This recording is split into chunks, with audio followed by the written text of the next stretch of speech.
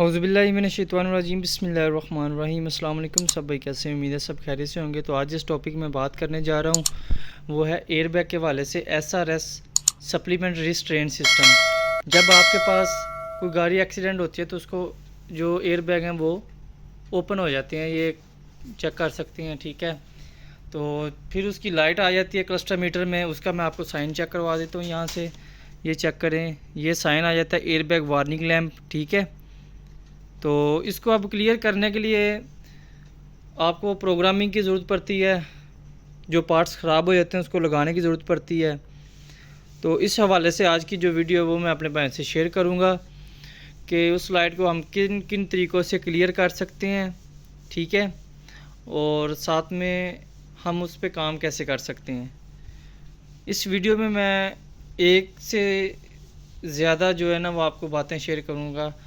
Video को full देखिएगा ताकि आपको हर चीज़ का पता चले कि एयरबैग सिस्टम है क्या और इसको कैसे कैसे क्लियर करते हैं और इसको कैसे काम करेंगे। ठीक है, और साथ में इंशाल्लाह इसमें मैं बताऊंगा कुछ भाई इसको बाईपास करते हैं वो किस तरीके से करते हैं और कुछ इसका काम करते हैं, और बाईपास करने के लिए क्या क्या काम ज़रूरी है और साथ में क्या क्या चीज़ें अहम हैं। ठीक है, इंशाल्लाह मैं इस वीडियो में अपने भाई से शेयर करता हूँ।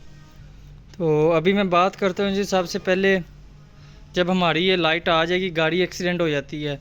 एक्सीडेंट होने के बाद क्या होता है कि ये ओपन हो चुका होता है। ठीक है, ओपन होने के बाद हमने क्या करना है कि अगर आपका ड्राइवर साइड का भी ओपन हो चुका है, एयरबैग पैसेंजर साइड का भी हो चुका है, तो आपने क्या करना है फर्स्ट कि इसके जो दोनों एयरबैग हैं वो आपने रिप्लेस कर देने हैं, जो जेन्युइन तरीके से काम करना है बना। आपने दोनों रिप्लेस करने के बाद क्या करना है, आपने ये मॉड्यूल लगा हुआ है, मॉड्यूल को आपने प्रोग्राम करवाना है। ठीक है, इसमें आपका प्रोसेसर में प्रोग्रामिंग हो सकती है या फिर आईसी में।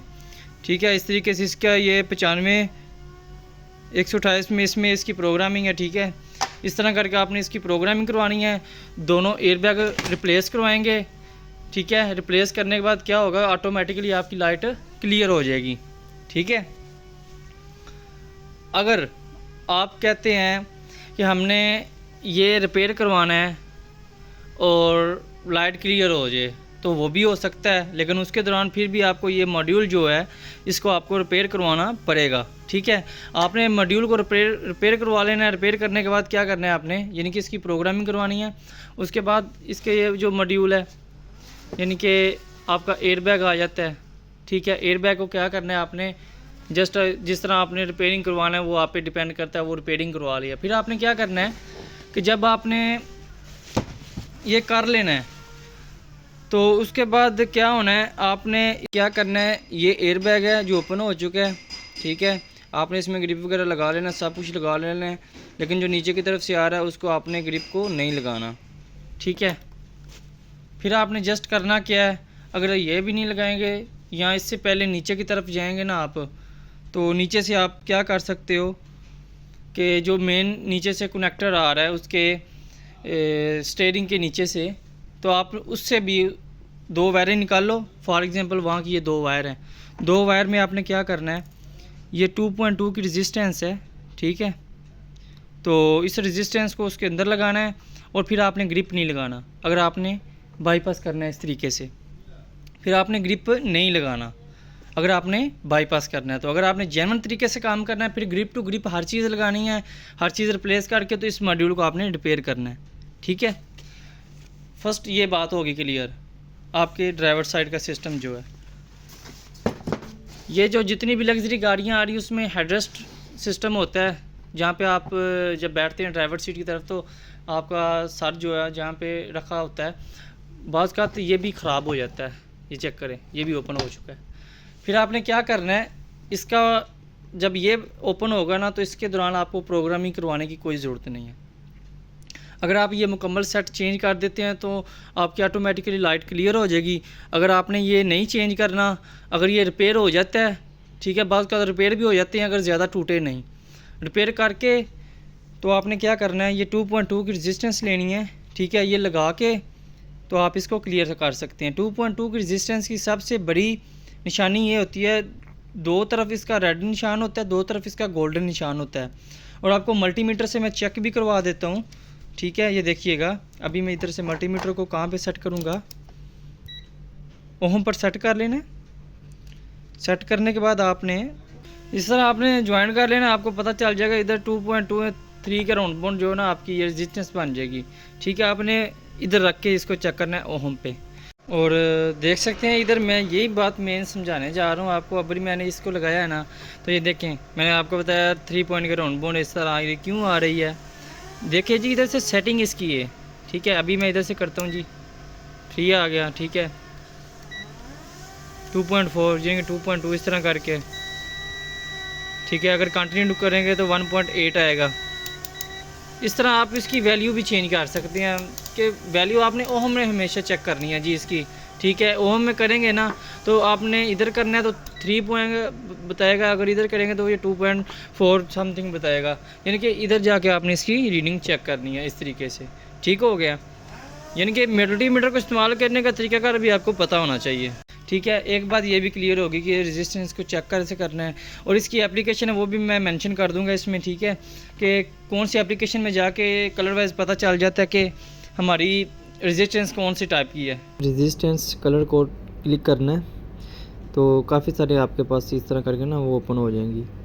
आपने इसको ओपन करना है, यहाँ से मैंने ऑलरेडी इसको डाउनलोड किया हुआ है, तो यहाँ से आपने कलर कोड में जाना है।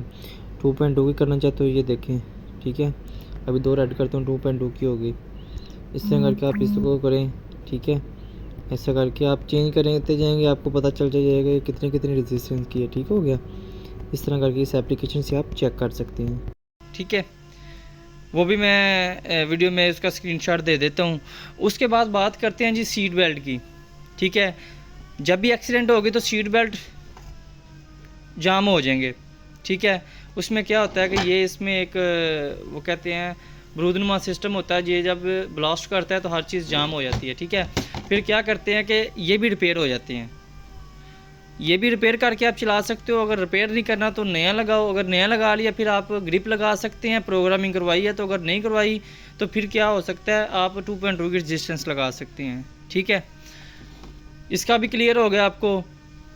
ड्राइवर साइड कोई भी साइड है आपकी, यानी कि सीट के नीचे है, कपल के साथ है, यानी कि आपका फ्रंट साइड का है या रियर साइड का है, जिस तरीके का भी है ना एयर बैग, वो आपका इस तरीके से क्लियर हो जाएगा। हेडरेस्ट भी क्लियर हो गया। उसके बाद आपका स्पाइरल केबल मॉड्यूल भी रिपेयरिंग का सिस्टम, वो भी आपको पता चल गया रिपेयर क्यों करवाना पड़ता है या रिपेयरिंग का ज़रूरत कब पड़ती है, कैसा सिस्टम है। उसके बाद बात करते हैं जी इसकी, ये भी आपका क्लियर हो गया। तो अब ये ब्लास्ट होने की वजह क्या है, कौन सी चीज़ इसको ब्लास्ट करवा रही है। ये सेंसर हैं जी, इनका नाम होता है इम्पैक्ट सेंसर, ठीक है। इम्पैक्ट, जब भी गाड़ी ऐसी हिट हो कि ये सेंसर उसको सेंस कर लें या ज़्यादा डैमेज होने की वजह से ये सेंसर सेंस करते हैं, जिसकी वजह से जाके आपके एयर बैग ओपन हो जाते हैं। एयर बैग ओपन जब होते हैं तो उस दौरान ये जो कारकर्दगी होती है ना ज़्यादा मेन इसकी होती है, उसके बाद आपके मॉड्यूल सारे सिस्टम की, ठीक है। और इसके साथ साथ जिस तरह ये ECM पर है, इसको चीज़ें कंट्रोल करती हैं, इसी तरीके से ये इसका एयर बैग का ECU है, ठीक है। इसके ऊपर पार्ट नंबर भी है। उसके बाद इसका एक फ्यूज़ की बात करते हैं जी। इसके फ्यूज़ बॉक्स में एक फ्यूज़ भी आता है, ठीक है। ज़्यादातर गाड़ियों में फ्यूज़ भी इसका लगा होता है, तो फ्यूज़ भी इसका चेक करें, ठीक है। और उसके बाद बात करते हैं जी क्लस्टर मीटर की। एक मर्सिडीज़ का है, जैसे ये पड़ा हुआ है, ओल्ड मॉडल है, इसमें तो इतना कंफर्म नहीं है, लेकिन ये एक निसान अल्टीमा का है। इस पर मैंने लास्ट टाइम ओपन किया तो आपने चेक किया होगा, इधर इसका साइन आता है। मैं आपको चेक करवा देता हूँ इधर। वैसे भी आप इस ये देखें, ये देखें, आपको निशान नज़र आ रहा होगा, ये लाइट के साथ एयर बैग का, ठीक है। तो लास्ट बात रह जाती है कि क्लस्टर मीटर में लाइट क्लियर होती है कि नहीं। क्लस्टर मीटर में लाइट ऑटोमेटिकली क्लियर हो जाएगी मेरे भाई, जब आपने सारा सिस्टम इस तरीके से कर लेना, ठीक है। यानी कि बात करने का मकसद ये है कि बहुत सारे भाई मैसेजेस करते हैं, कॉल करते हैं, पूछते हैं, ठीक है। वो कहते हैं कि भाई ये कैसे क्लियर होगी, ख़ास उन भाइयों के लिए है कि जिनको अभी इन चीज़ों का नहीं पता, ठीक है, किन किन चीज़ों के साथ कम्युनिकेशन होती है इनकी और किस तरीके से ये ओपन होते हैं, ठीक है। तो ये इस तरह करके ये कम्युनिकेशन है, ठीक है। CAN can control area network system है, ये सब चीज़ें एक दूसरे के साथ मिलकर काम करती हैं, ठीक है। इम्पैक्ट सेंसर हो गया, आपका मॉड्यूल हो गया, दूसरे आपके सीट बेल्ट हो गए, स्पाइरल केबल हो गई, ये सारा सिस्टम जो है ना इकट्ठा मिलकर काम करता है, ठीक है। बाकी मैंने आपको इसकी साइन जो है वो इधर से मैंने चेक भी करवाया आपको, ये देखें यहाँ से, ठीक है। वो कह भी रहा है airbag warning lamp red colour की वार्निंग लाइट होती है। इस तरह करके आप कंप्लीटली इसको चेक कर सकते हैं, A to Z जो है ना आपको इस पर सब कुछ मिलेगा। बाज़ का क्या होता है गाड़ियों में, मैं आपको चेक करवाता हूँ, यहाँ पे फटा तो है, फिर भी एक दफ़ा ट्राई करता हूँ। ये देखें यहाँ पे लिखा हुआ है एयर बैग, कुछ गाड़ियों में यहाँ पे लिखा होता है SRS, में भी इस पे ऊपर लिखा होगा। एयर बैग और SRS सेम एक ही है। SRS सप्लीमेंट रिस्ट्रेंट सिस्टम, ठीक है। कुछ गाड़ियों में एयर बैग आता है, कुछ गाड़ियों में सप्लीमेंट रिस्ट्रेंट सिस्टम आता है। वो स्कैनर के मुताबिक, गाड़ी के मुताबिक, गाड़ी के जो मैन्युफैक्चर उसमें सिस्टम दिया गया है उसके मुताबिक वो हर चीज़ आपको चेक करनी पड़ती है, ठीक है। और ये रेजिस्टेंस आपको अवेलेबल मिल जाएंगी मार्केट में, ठीक है। आप ऑनलाइन भी परचेज़ कर सकते हैं, ठीक है, कहीं से भी परचेज़ कर सकते हैं जहाँ पे आपका ऑटो फीड का काम है। तो 1 बाय 1 करके आप अगर कोई भी चीज़ चेक करेंगे तो आपको पता चल जाएगा। बाज़ का क्या होता है कि आप प्रोग्राम भी करवा लेते हैं लेकिन हर चीज़ नहीं भी लगा देते हैं ना, तो फॉल्ट क्लियर नहीं होता, ठीक है। वो फॉल्ट क्या होता है, बाज़ का क्या होता है, आप प्रोग्रामिंग करवाते हैं ना, प्रोग्रामिंग सही नहीं होती। और अगर इसी तरीके से हम बात करते हैं जी इसको प्रोग्राम करने की, तो इस किट को आप जिस प्रोग्रामर से आप रिपेयर कर सकते हैं। फॉर एग्ज़ाम्पल आप CPT यानी कारप्रो टूल की मदद से कर सकते हैं। उसके बाद CG100 आ जाता है, iProg आ जाता है, और भी काफ़ी टूल जो इसको सपोर्ट करते हैं, ठीक है। मॉडल के मुताबिक आप हर चीज़ को चेक कर सकते हैं कि कौन सा टूल आपके इस मॉड्यूल को प्रोग्राम करेगा, ठीक है। इस तरीके से आप इसको प्रोग्राम कर सकते हैं और अपनी इस लाइट को क्लियर कर सकते हैं क्लस्टर मीटर में जो आ रही है, ठीक है। तो आपको प्रोग्रामर का भी पता होना चाहिए कौन से प्रोग्रामर हैं इसको काम करने में इस्तेमाल होते हैं, ठीक है। इसी तरीके से क्या क्या चीज़ें इसमें इस्तेमाल होती हैं, जैसे 1 बाय 1 करके मैंने बताया, इसमें इम्पैक्ट सेंसर हो गए, उसके बाद सीट बेल्ट, एयरबैग सिस्टम, इसका मॉड्यूल, वायरिंग, फ्यूज़ बॉक्स में इसका फ्यूज़, इस तरह करके ये सब चीज़ें मैंने आपको डिस्कस की हैं इस वीडियो में, ठीक है। और इसी तरीके से जब भी आप कोई चीज़ रिप्लेस कर रहे हैं तो उसका ये पार्ट नंबर आपको लाजमी चेक करना पड़ता है, पार्ट नंबर सेम होना चाहिए। और एक और चीज़ बात शेयर कर दूँ, फॉर एग्ज़ाम्पल जब आप मॉड्यूल रिप्लेस कर रहे होते हैं ना, तो बाज़ का तो वो कहता है इसका विन नंबर राइट करो, तो बिल्कुल आसान सा तरीकाकार होता है विन नंबर राइट करने का भी, कि आपका जो चेसिस नंबर है उसके ऊपर विन नंबर होता है, ठीक है। आपने वो उसमें राइट करना है तो ऑटोमेटिकली वो भी राइट हो जाएगा, तो वो उसके साथ मैचिंग कर जाएगा। तो इसी तरीके से आप 1 बाय 1 करके, आपके पास अगर PCM है यानी पावर कंट्रोल मॉड्यूल है, PCM को ECM भी ECU भी कहते हैं, ठीक है, ये इसकी शॉर्ट फॉर्म है। मुख्तलिफ स्कैनर्स में, मुख्तलिफ गाड़ियों में इस्तेमाल करते हैं शॉर्ट फॉर्म, ठीक है। और मुझे उम्मीद है कि आज की जो वीडियो भाइयों को काफ़ी अच्छी लग रही होगी, क्योंकि इसमें मैंने अपनी तरफ से तो फुल कोशिश की है कि ऐसी चीज़ें आपको शेयर करूं जो मुझे पता है और आप तक ये पहुंच सकें और आप इसमें आसानीली काम कर सकें, ठीक है। आप हर चीज़ चेक करना शुरू कर देते हैं, ये चीज़ ख़राब है, ये चीज़ ख़राब है, लेकिन क्या होता है कि आपने, ज़रूरी नहीं होता कि जो आपने काम कर दिया वो बिल्कुल सही हो, ठीक है। किसी को मैं गलत नहीं कहता कि कोई भी गलत नहीं है, हर एक अपने मुताबिक अच्छा काम करता है। अल्लाह पाक सबको अपने ज़मान में रखे, काम करने में आसानियाँ पैदा करे और हमें और हमारे काम में भी आसानियाँ पैदा करे। तो इसी तरीके से आप चेक कर सकती हैं। कोई भी मॉड्यूल है ना, उसको ओपन होने के लिए करंट और माइनस ग्राउंड वगैरह चाहिए होता है, तो इस तरीके से आप चेक कर सकते हैं। सबसे पहले बात यह है कि आपका जो भी मॉड्यूल है ना, उसको स्कैनिंग होना ज़रूरी है, ठीक है। स्कैन होगा तो आपके फॉल्ट कोड आएंगे तो आपको पता चल जाएगा, ठीक है। तो ये तरीकाकार है जी इसको बाईपास करने का। और जेन्युइन तरीके से इसको लाइट को क्लियर करने का। कुछ भाई करते हैं कि मीटर खोलते हैं, पीछे से लाइट बंद कर देते हैं, ठीक है। और भी बहुत सारे तरीक़ेकार है। कोई इग्निशन स्विच के साथ करंट के साथ उसको कर देता है बाईपास, ठीक है। कोई किस तरीके से कर देता है। मेरी तो राय यही है कि इसको ओरिजिनल तरीके से चलाएं, ठीक है। यानी कि हर चीज़ अपने प्रॉपर तरीके से काम करे, जेन्युइन तरीके से। अगर वो जेन्युइन तरीके से काम करेगी, आपके लिए भी आसानी है, कस्टमर के लिए आसानी है। कोशिश करें कस्टमर को ये लाजमी बताएं, भाई आप ये काम कराओ, आपके लिए ईजी है, ये आप काम कराओ, आपके लिए अच्छा रहेगा। अगर आप कस्टमर को अच्छा डील कर रहे हैं, अच्छा उसको बता रहे हैं कि भाई आपके लिए नुकसानदेह है या आपके लिए नुकसानदेह नहीं है, तो आप इजीली काम भी कर सकते हैं।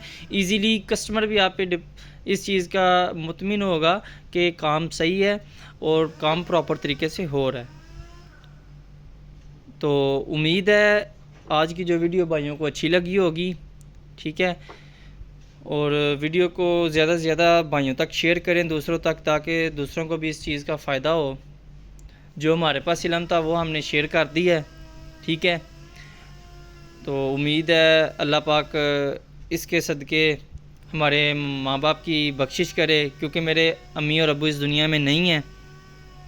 मेरी कोशिश यही है कि मैं दूसरों तक अपना इल्म पहुंचा सकूं, ताकि मेरे कोई भी ऐसा काम हो जिसकी वजह से अल्लाह पाक मेरे अम्मी और अब्बू की बख्शिश फरमाएं। और आप ही सब भाइयों से ये गुजारिश है कि भाई अगर किसी का भी फ़ायदा हो मेरी वीडियो से, तो अल्लाह की रज़ा के लिए आप मेरे वालिदैन के लिए लाजमी दुआ करिएगा। अल्लाह पाक उनकी बख्शिश करे, उनके लिए मग़फ़िरत करे और हशर कब्र की मंज़िलें वो आसान करे। ताकि देखें, किसी के लिए रहनुमाई करना बहुत बड़ी चीज़ है, और इल्म देने से इल्म कभी कम नहीं होता, इल्म हमेशा ज़्यादा ही होता है, ठीक है। और मेरी कोशिश यही है कि इल्म को जितना ज़्यादा से ज़्यादा बढ़ा सकूं, जो मेरे पास है वो दूसरों तक पहुंचा सकूं। तो इसी तरीके से अल्लाह पाक जितनी भी उम्मत मुस्लिमा इस दुनिया से चली गई है सब की मग़फ़िरत करे, और जितने भी इस दुनिया में वालिदैन के साए से महरूम है, अल्लाह पाक उनको अपने हिफ्ज़-ओ-मान में रखे, हमें भी। उम्मीद है आज की जो वीडियो भाइयों को अच्छी लगी होगी। वीडियो को लाइक कर दें, शेयर कर दें, दुआओं में याद रखिएगा। अल्लाह हाफ़िज़।